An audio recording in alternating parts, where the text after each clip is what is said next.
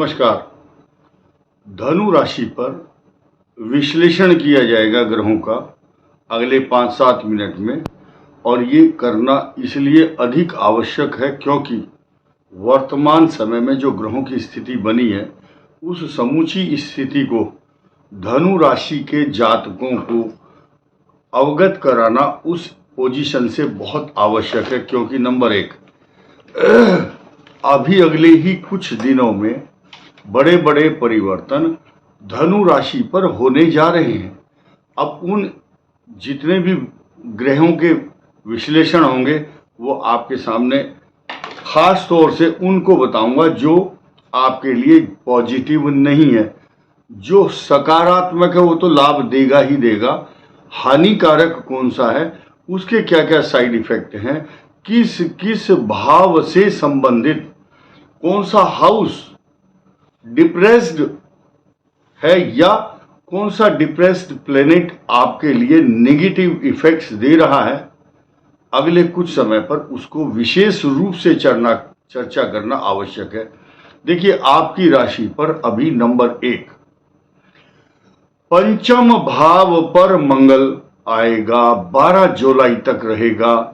इस दौरान आपके स्वभाव में चिड़चिड़ापन, क्रोध और अष्टम दृष्टि होगी, इसलिए कभी कभी चक्कर आना। लेकिन पिछले 1-1.5 महीना क्या रहा है, राहु मंगल का अंगारक योग चतुर्थ भाव में था, इसीलिए घर में आगजनी या बिजली के इलेक्ट्रॉनिक अप्लायंसेस, बिजली से संबंधित समस्या या पशु, आपका कुत्ता, बिल्ली, गाय आदि की समस्या, जॉब को लेकर समस्या, स्थानांतरण को लेकर समस्या, नए जॉब स्विच करने की समस्या अभी भी बनी हुई है। क्योंकि या तो स्थानांतरण होता है, बेरोजगार होता है तो रोजगार की चिंता, और जो रोजगार कर रहे हैं उनको ये इनसिक्योरिटी, असुरक्षा फीलिंग बनी रहेगी, कहीं मुझे इस नौकरी से निकाल तो नहीं दिया जाएगा, या मैं सेटिस्फाई नहीं हूं, मैं तो दूसरी नौकरी करूंगा। इस चैनल पर सभी बुद्धिजीवी लोग, हमारे सब्सक्राइबर इतने वेल क्वालिफाइड हैं, उनकी प्रशंसा अगर अब मैं शुरू करूं तो कई दिन लग जाएंगे। इतने वेल क्वालिफाइड बेसिक जानकारी रखने वाले हैं, जिनको बेसिक जानकारी नहीं है वो कमेंट ना करें, क्योंकि हमें भी डिस्टरबेंस होगा। और बुद्धिजीवी लोग जो समझदार हैं थोड़ी बात को कहने से ज्यादा समझ लेते हैं, इसलिए इस चैनल का नाम अगर मैं ये कहूं कि वेल क्वालिफाइड लोगों का चैनल है, जो सारे engineer, MBA, MCA, bureaucrats, technocrats, जज, वकील और डॉक्टर, बड़े बड़े डॉक्टर, मैं नाम नहीं लूंगा, अमेरिका में जो बढ़िया बढ़िया हॉस्पिटल में रिसर्च कर रहे हैं, उन डॉक्टरों के फोन आते हैं मेरे पास। और पॉजिटिव चीज ये है कि उनका इंटरेस्ट है, और जिस रिलीजन का ज्योतिष से कोई संबंध नहीं है, Kuwait, UAE, Pakistan, Afghanistan, Amman, Jordan, Russia, Ukraine, कई देश ऐसे हैं, बांग्लादेश और लंका, नेपाल तो हमारे ही पड़ोसी है, लेकिन ऐसे लोग हैं। तो मैं बात कर रहा हूं जो बेसिक जानकारी नहीं रखते ज्योतिष की, उनके लिए सामान्य भाषा में सिर्फ ये बात करूंगा, उनको अच्छा या बुरा जरूर बताऊंगा।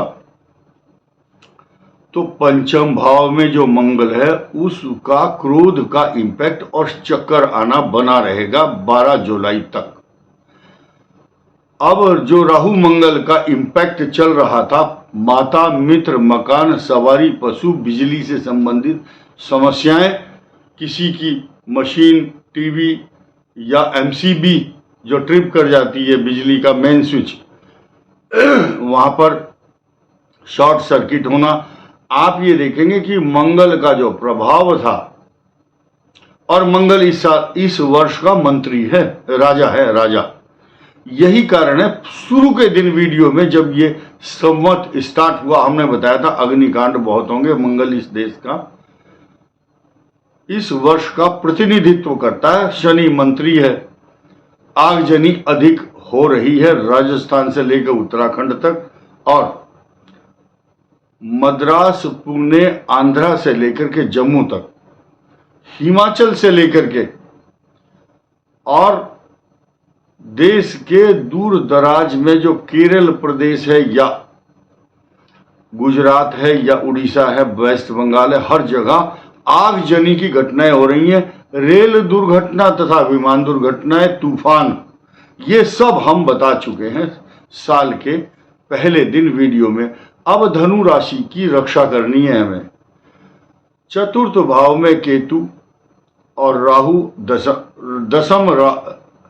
दसम भाव में केतु और चतुर्थ भाव में राहु मंगल का अंगारक योग, ये आपको 1 जून के बाद देखने को नहीं मिलेगा, लेकिन मंगल हटेगा 18 जून 2025 तक। राहु केतु की स्थिति यथावत बनी रहेगी, यानी कि धनु राशि को अभी राहत मिलती हुई दिखाई नहीं दे रही है।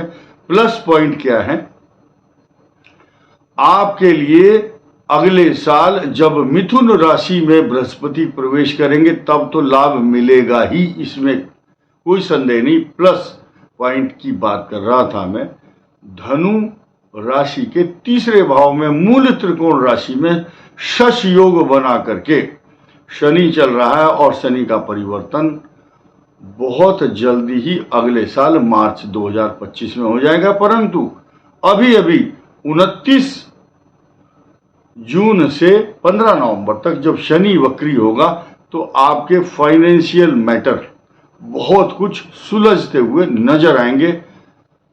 आप अभी क्या ना करें, ध्यान से सुने।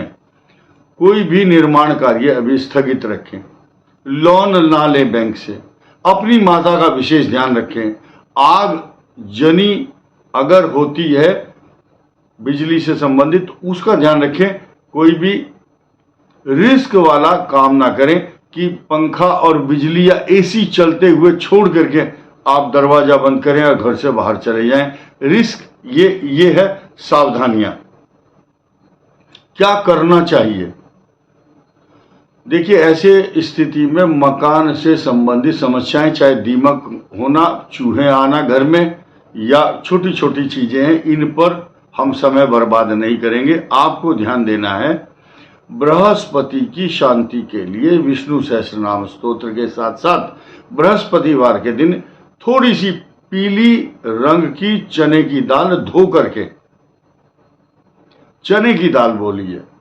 बार बार कमेंट करके कोई पूछने की कोशिश भी ना करें, क्योंकि ये एक समझदारी वाली बात नहीं है। पढ़ा लिखा आदमी इस बात को समझ सकता है कि चने की दाल सिंपल, उसको धो गाय को दे दो, बृहस्पतिवार के दिन देना है। इसके बाद कोई प्रश्न का पूछने का औचित्य नहीं है। कुछ लोग कुछ ऐसे हैं जैसे बंदर के हाथ में माचिस दे दो तो वो कहीं भी आग लगा सकता है। अगर किसी को नंबर मिल गया डिस्क्रिप्शन में, ज्यादातर मैं किसी स्टेट के लोगों को नाराज नहीं करना चाहता, कुछ स्टेट मेरी नजरों में है, उनका डिसिप्लिन बिल्कुल अच्छा नहीं है, तो मैं परहेज करता हूं, उनके लिए फोन नहीं उठाता, पता है मुझे। तो छोटी छोटी बात को, और वो लोग, those people don't know how to talk and behave others, how to give respect. इस संसार में नियम क्या है? Give respect and take respect. बस छोटी छोटी चीज, बहुत टेंशन देते हैं लोग बाग। आपसे निवेदन है बिल्कुल फोन करके हमें परेशान ना करें, क्योंकि हम बहुत से लोग ऐसे हैं उनका उत्तर नहीं दे पाते, ना टाइम है हमारे पास। जो वीडियो में बताया जा रहा है उस सूचना को आप ग्रहण कर सकते हैं, बिल्कुल ओरिजिनल प्रिडिक्शन हम करते हैं। अब धनु राशि के लिए नई नई पॉजिटिव चीजें आ रही हैं, ये बात अलग है। आपके शत्रु बढ़ रहे हैं, खर्चा भी बढ़ रहा है, और परिवार में कुछ अशांति का माहौल, यानी कि जब चतुर्थ भाव में राहु आता है तो मनुष्य को शक होता है कहीं मेरे घर में कुछ दोष तो नहीं है, कोई वास्तु दोष, कोई बोलेगा आपके ऊपर तंत्र मंत्र है। किसी के ढोंग के अंधविश्वास के चक्कर में ना आए। विष्णु का नाम लीजिए, विष्णु सहस्त्र नाम का पाठ कीजिए, ओम विष्णवे नमः, इस मंत्र का जाप कर सकते हैं। ओम नमो भगवते वासुदेवाय। इतनी पॉजिटिव एनर्जी आएगी, एक बार 5 मिनट करके तो देखिए। इस वीडियो में इतना ही। धन्यवाद, नमस्कार।